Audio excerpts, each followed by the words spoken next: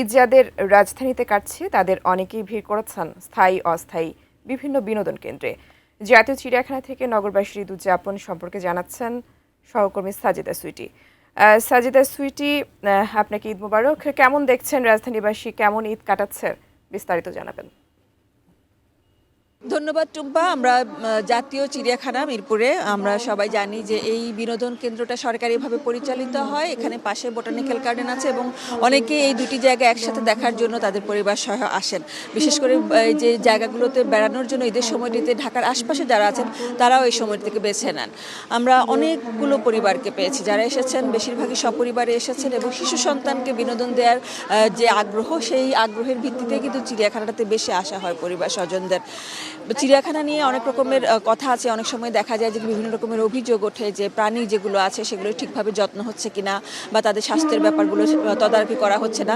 এই কারণে চিড়িয়াখানা অনেক বারবার করে যারা চিড়িয়াখানায় প্রাণীপ্রেমী যারা আছে তারা বলেছেন যে চিড়িয়াখানাটা এমন বান্ধব হতে হবে, প্রাণী বান্ধব, যাতে করে যারা আসেন তাদের বিনোদনের জন্য যেন কোনো প্রাণীকে কষ্ট না দেওয়া হয়, তাদের যত্নার্থে যেন ঠিকমতো হয়, মানবতার ব্যাপারগুলো যেন এখানে খুব ভালোভাবে বিবেচনায় রাখা হয়, যে একটা প্রাণীর প্রতি যে ভালোবাসার যে প্রেম সেটা যেন থাকে।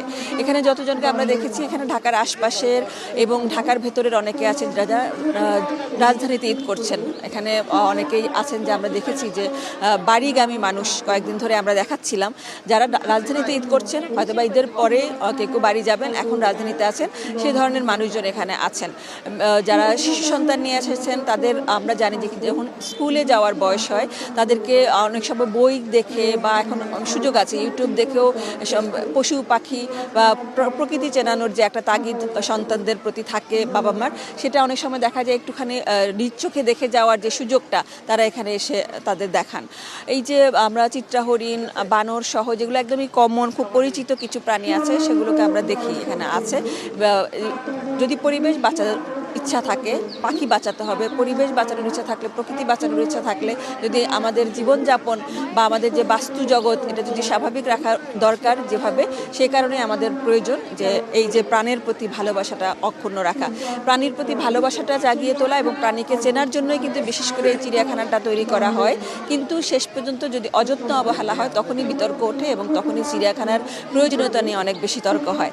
আমরা যাদের সাথে কথা বলেছি প্রত্যেকে আনন্দিত এবং এখন যেহেতু একটু শেষের সময়, বিশেষ করে সূর্যাস্তের পরে এখানে থাকাটা দণ্ডনীয়, সে কারণে বারবার করে মাইকে বলা হচ্ছে যাতে করে যারা এসেছেন তারা যেন চলে যান, এখনই বের হয়ে যান সবাই, আর নতুন করে প্রবেশ আটকে দেওয়া হচ্ছে। যারাই আসতে চান